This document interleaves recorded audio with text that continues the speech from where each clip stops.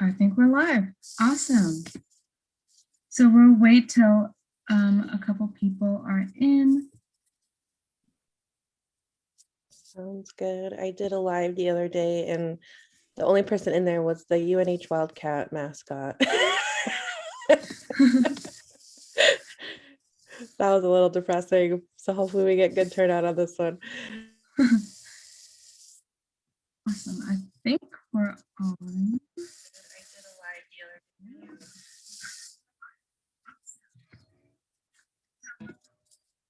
So like I said, we'll wait for a little bit until people hop on. Awesome, we have some people now. So hi everyone, my name is Grace Morelli. I go by she, her, hers, and I'm a senior studying in mathematics education. With me today are some of my lovely friends. Would you all like to introduce yourself, your name, pronouns, year and major, and then Cachet, you can also talk about a little bit more about yourself and your position. So whoever wants to start, feel free. I can go first. My name is Carolina Patino. I use she, her pronouns. I'm a senior here at UNH and I study environmental engineering. Hi, my name is Swathi Chandran. I am a freshman information technology and business administration double major, and I go by she, her, hers pronouns. Awesome. Hi, everybody. My name is Cachet Owens Velasquez, and I use she, they pronouns. I am the director of the Beauregard Center for Equity, Freedom, and Justice at UNH, which is our multicultural intersectional center that serves marginalized students of all types, whether that's racially marginalized, different LGBTQIA plus orientations and identities, undocumented students, low-income students, international students, etc. So we are a great place to hang out and participate in our programs on campus, and excited to be here with some amazing students to chat about diversity at UNH. Yeah, awesome. Thank you so much, everyone. So today's Q&A topic is about diversity and inclusion at UNH. And so diversity can mean a lot of different things, such as racial diversity, socioeconomic diversity, gender identity, religion, ability, so much. And so this session is your opportunity to ask any questions that you have about diversity at UNH at all. So feel free to use in the chat down below any questions that you have, and we can answer them. But we'll start off, I can start off with the first question so I guess it's more towards the students. So when we were applying to colleges, did we know that UNH was a predominantly white institution? And if you did, why did you choose UNH? And if you didn't, why did you choose UNH? But I can start off first. So I was raised and I grew up in a predominantly white town. So when I was applying to colleges, I wasn't really thinking about diversity. So I didn't know that UNH was predominantly white because it wasn't on my radar when I was looking through college searches. And so I chose UNH mainly for the reason of all the different opportunities that UNH offers, from research, internships, studying abroad, student jobs, sports, all that good stuff. And I also just loved the campus as well. But it wasn't until my freshman year when I got more involved in the community of people of color, low income, first generation, that type of stuff. And now I've been kind of in that community and supporting, I guess the whole community of my past 4 years with the Connect program, the Beauregard Center, which we'll all talk about later on in this session. But Swathi, do you want to go first on why you chose, or did you know UNH was predominantly white?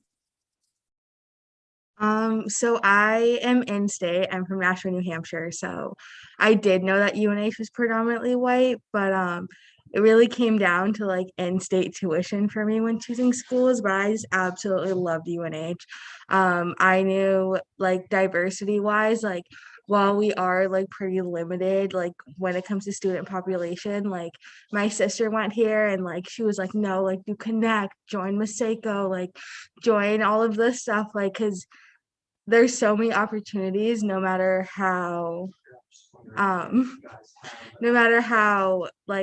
undiverse I guess our school is, like there's opportunities to find that diversity and be a part of it, and UNH really encourages that. And as for me, my story is kind of opposite as Gracie. In a sense, I came from a very diverse high school. And so I thought, and my family's very diverse, so I thought living that dynamic that every other place in New Hampshire would be that diverse. And so at the time of college searching, I really didn't look at diversity ratios, like student body ratios and stuff like that. What mostly was important to me is like the professor to student ratio, making sure there's a lot of like one-on-ones, and I feel like UNH definitely had that, which I was looking for, as well as what Swati said, that coming from Manchester, New Hampshire, I was looking for a tuition that I could afford, which is usually in-state, and UNH was able to give me the financial aid in order to continue my college education. And I'm also involved in Mosaico, which is the Latino org here on campus. And I feel like that organization was an integral part of me staying at UNH. So there's definitely a lot of opportunities for you to find your community, your friends. So UNH has a lot to offer in those aspects. Definitely, I would agree with that. And then I know, Cache, you're staff on campus. So when you were looking at like different jobs, what made you choose to accept the job at UNH? Yeah, that's a great question. Well, I had finished my PhD and was applying to jobs pretty much all over the place. And I was lucky enough to be a finalist for this position here at UNH, and a position at a few other universities that are in much more diverse locations. But there were a couple things that stood out to me about the position at the Beauregard Center that just really kept it at the forefront of my mind. What's unique about the Beauregard Center at UNH is that our center is intersectional, in that we don't have, an office for LGBTQ students. We don't have an office for Black students, for Latinx students. They're sort of all combined into one space, and that really honors that people hold multiple identities. And so it allows us to really take an expansive look at how we can best support marginalized students, because we know there's not just a person who's LGBTQ, but we have students who might identify that way and also be a person of color, might also have a disability, might also be trans, etc. And so we really are a center that serves people and their whole selves, and that really was attractive to me. And it gives us a lot of creativity in our programming, in how we support students. And so it's been really fulfilling. And I'm just coming up on my 1-year anniversary in June, and it's been a whirlwind of a year. But yeah, I'm definitely glad that we made this choice. Thank you. Again, for the people who are watching, if you have any questions about diversity or inclusion at UNH, feel free to put it in the chat. But I'll go on with our next question. Our next question is, what resources are there for underrepresented students on campus? All right, so as I talked before, we have, as part of the organization called Mosaico, but there's also an array of other diversity orgs on campus. We have things like the United Asian Coalition, the Black Student Union, the Native American Coalition. We have Hillel, which is our student body organization. And we have other things like that, which you can be a part of. I'll be involved in creating events for that, and also just go and learn about new cultures and religions. Aside from that, we also have small support groups within Diversity Coalition as well. We have one for women of color and one for men of color at UNH. In addition, we also have specific student of color groups for careers like engineering and science. And so you find a community within your major as well, if you'd like. One other aspect I did want to mention is that if you do have a disability, UNHs offer a student accessibility service. So if you have a lot of time, hard time concentrating in like a really loud room, or need more time with your exam, then the university is able to accommodate for that and other things additional that you may need here at the university.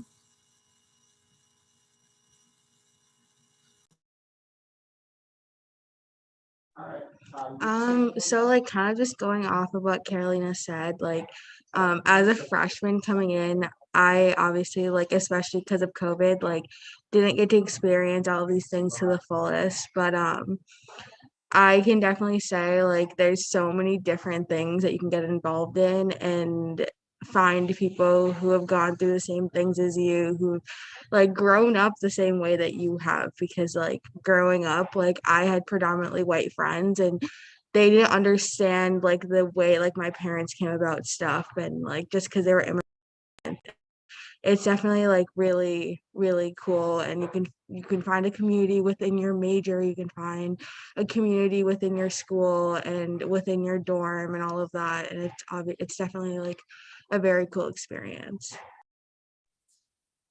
And like as well as or adding on, obviously Cache was talking about the Beauregard Center. That's another resource.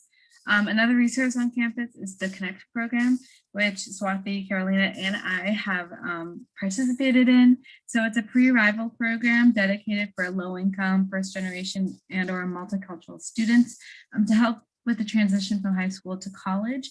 So it's a mentorship program. So you come in about a week before classes start. You're paired up with a mentor who's in the similar like college division or major as you.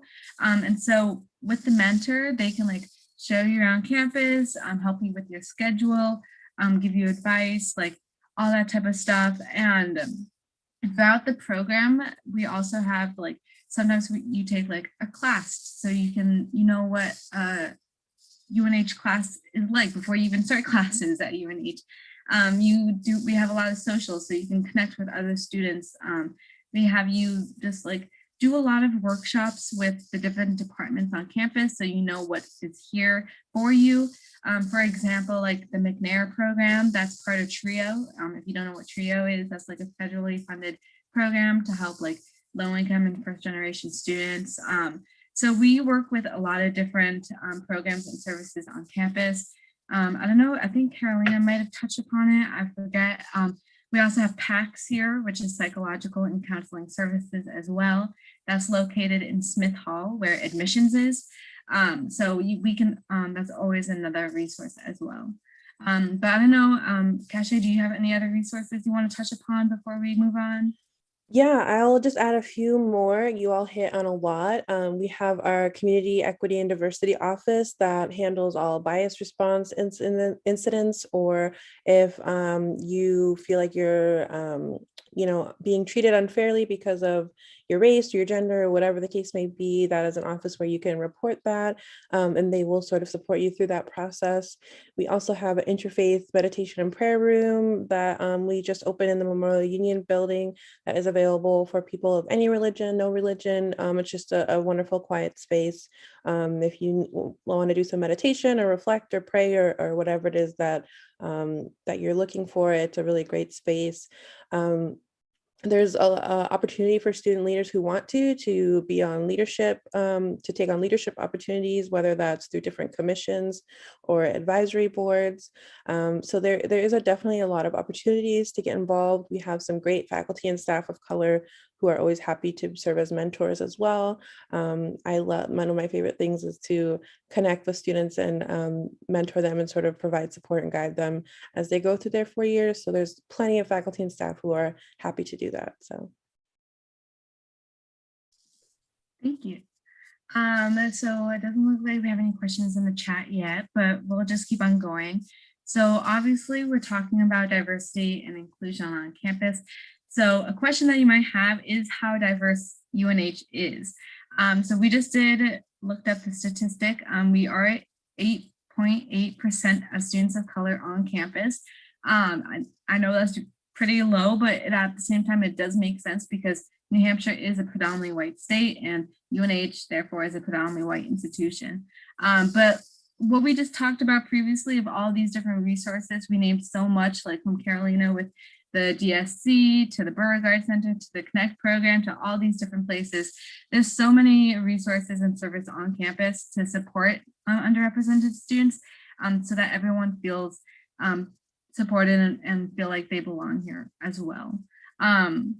But I don't know if anyone wants to add to that. feel free to just unmute if you want to. I think I'll just add that there's a lot of things in progress that are being developed. I know there's a big push to make sure that across all of our technology platforms, you can add your chosen name or preferred name. You can add your pronouns, that you can have your records reflect who you are. And so that's an effort that's been slowly rolling out, which is always exciting. There's been a push to include more gender neutral restrooms, which there are some on campus.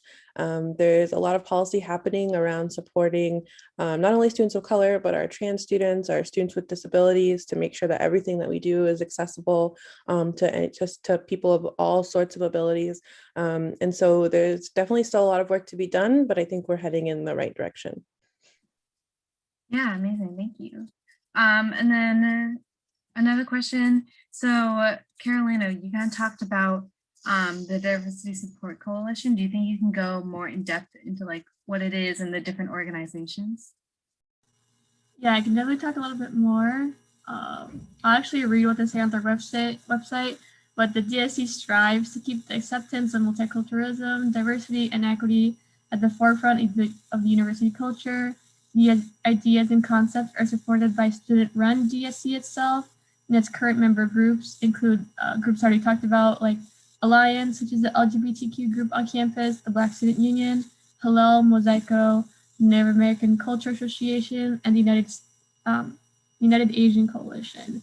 And this DSC is open to all students. It fosters inclusion and equity, and it addresses the needs of those who are statistically and historically underrepresented because of and or affected by institutionalized oppression based on race, ethnicity, sexual and romantic orientation, sex, gender, identity, and expression, as well as age, ability, native language, national origin, and or religion. So the Diversity Support Coalition really tackles many things all at once, but it's a great resource to connect to, as well as its coalition of organizations around it.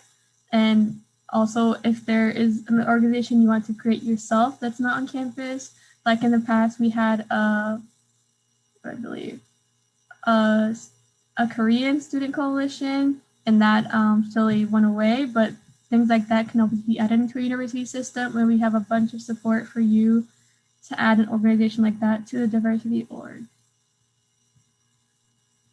And also the Diversity Support Coalition, all the different orgs hosts a lot of fun different celebrations and events throughout the school year. And so so each organization, you do not have to identify to be a part of that organization. So sometimes I went to the Mosaico organizations in the beginning of my college career. And I know others like kind of like go mostly to all of them, I feel like. But some big events that we hold, for example, is coming up actually tomorrow. The United Asian Coalition is hosting an Eats Meets West event. The Mosaico has Carnival and the Latinx Heritage Dinner. BSU has the during the Black, what's it called? The Black Family Weekend. They have like the fashion show, and Alliance has drag ball. It's like really fun. It's usually hosted in our big events. And it's like, because it's like 300 people, or like the maximum room capacity is like whatever, it's always full during those events, and it's always really fun. I don't know if we want to talk more about any, like Carolina, like you want to talk more about like Carnival or like any of the events that Mosaico holds? Yeah, so Mosaico usually hosts, we have 3 big events usually during the month of, like half of September to November is the Hispanic Heritage Month. So during that month, we host a Latinx Heritage Dinner. And so it's just a night to get together with friends, enjoy an authentic Latino dinner together, as well as enjoy the music. And in the past, we also had live bands there to really enjoy the heritage and culture of Latino culture. The second we have is Mr. Mix Miss Mosaico, which is almost like a cultural talent show here in UNH. So anyone with any ethnicity, nationality can enter this talent show. And it's almost kind of like a pageant show as well. So they do like the like fancy suit and dress walk. They show off their talent. We have a Q&A session, so it really showcased the talent and culture that we have here at UNH. Sadly, because of COVID, we weren't able to have it, but next semester you can definitely look forward to it. And one other event I want to mention is Carnival, and as you know, it's like it's very big in Rio, Brazil, and as well as celebrated in a lot of Latin American countries. And so we just again have a bunch of Latino food, just have a good time, and have some performances by samba dancers. And also one other thing I want to mention, as also part of the United Asian Coalition, we did have a Lunar New Year program, and that's a very big program that happens to the United Asian Coalition.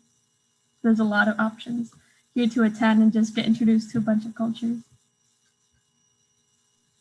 Yeah, I definitely agree with that. And I know previously I've talked about the Connect program, which I know Carolina was a mentor. I was a mentor, and I'm currently the team leader. Swathi, she's currently a mentee right now. So Swathi, do you want to maybe touch upon the Connect program a little bit more in detail?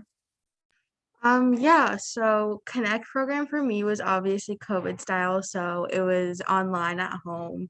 But it was about 2 weeks before I moved into school, and usually you get to move in actually earlier when it's like a normal year. You get to like actually move in, like live like the dorm life before everyone gets here, and just experience school for like 2 weeks. And it's really cool because it's all about diversity. You get to learn about everything that we offer on campus, from student accessibility services to PACS to SHARP.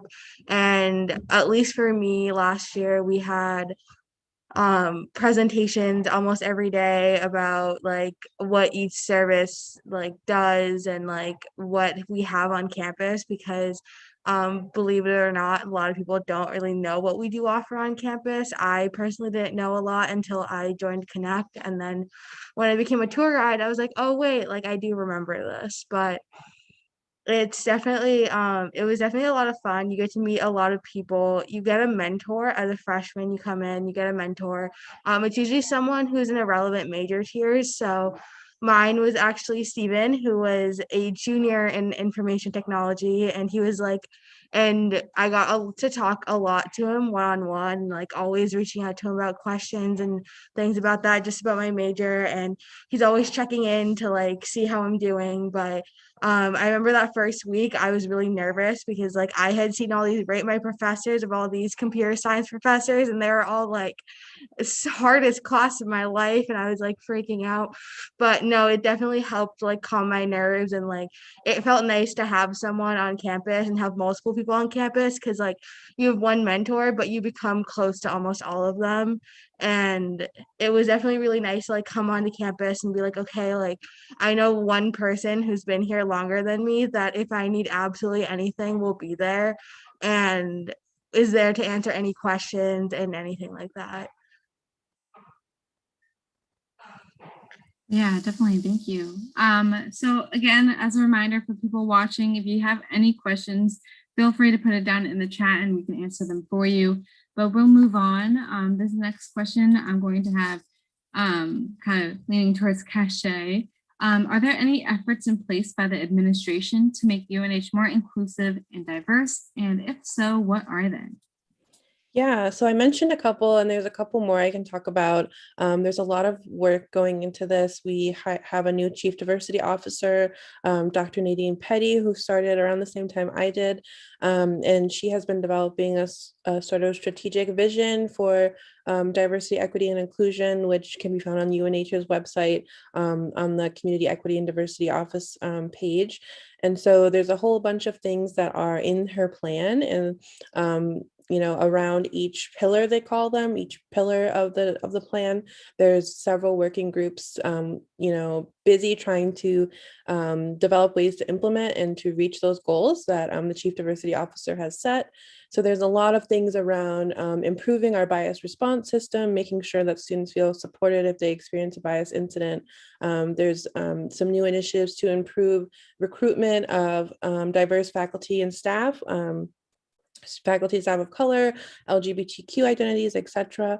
And there's also some working groups on how can we recruit and retain more diverse student populations. So how can we get more applicants of color, of LGBTQ background, of different abilities, etc., to want to come to UNH, but then also once they get here, how can we be sure that they're really thriving and doing well and happy here and want to stay here? And so a lot of our efforts focus on that recruitment and retention piece.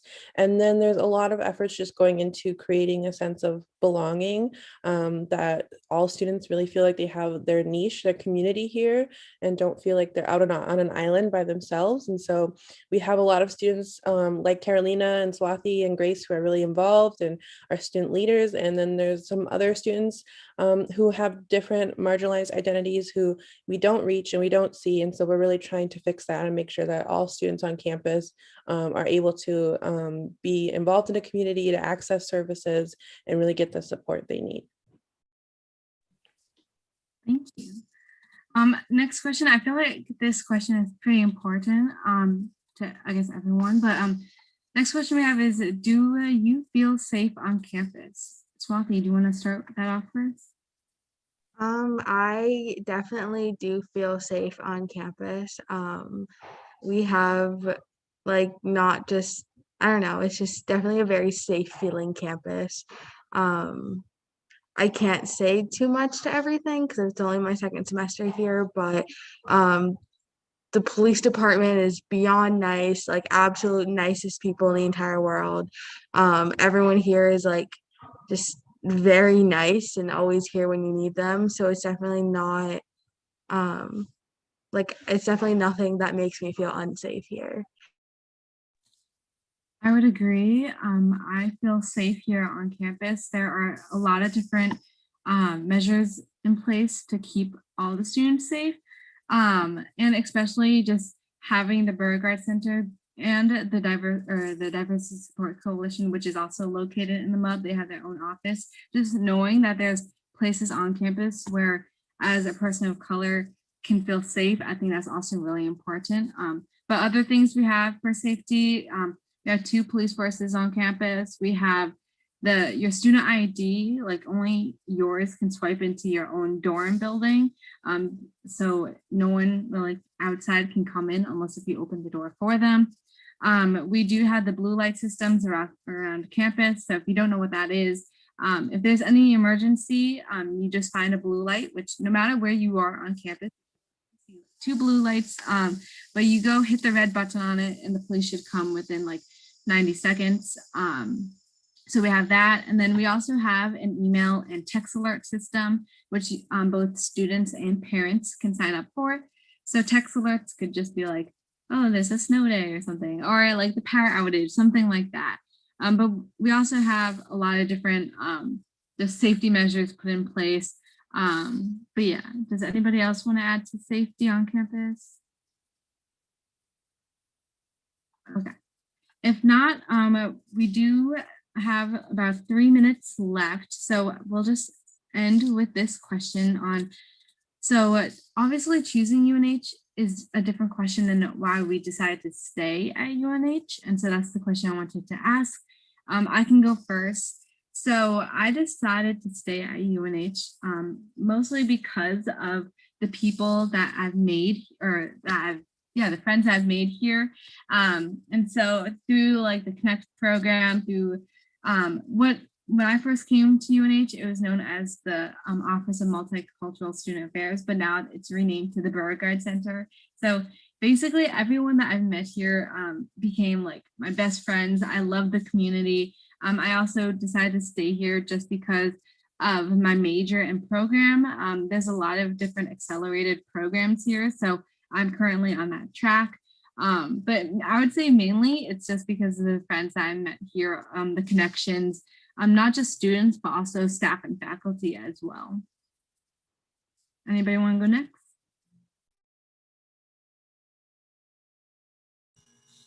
I can go next. So the reason why I definitely stayed at UNH is, as Gracie said, like the program here at UNH, I study environmental engineering. And at first I was kind of iffy at staying, but as getting to know the professors more and learning through the lectures, a lot of the things that we learned at lectures were established and experimented by our professors, and they were the ones to be one of the frontiers to set standards in my major.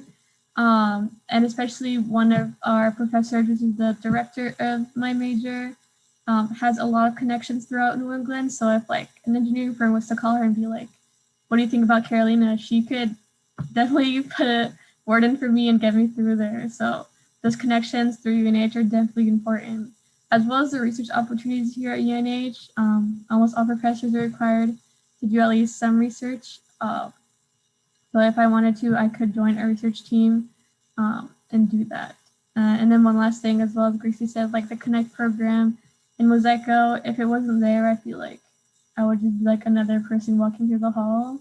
I feel like I felt I reconnected with my identity instead of just blending with the crowd. I feel like I would have lost a lot of like who I am if I didn't have Mosaico with me. So I feel like having that research on campus definitely let me stay here for a while. I'm kind of going off what both Grace and Carolina said. First of all, my major, I'm an IT major. I applied to 24 schools, only 4 of them had this major. So it was definitely very major focused. And once I got here, obviously it's only my second semester, but once I got here, like just the people that I met, both through Connect and just like knocking on random people's doors on the first week of school. Everyone was just like, it feels like home. And when I first visited UNH, like it felt like home, and it's just like it's become my second home almost. Like I don't miss going home because I love it so much here.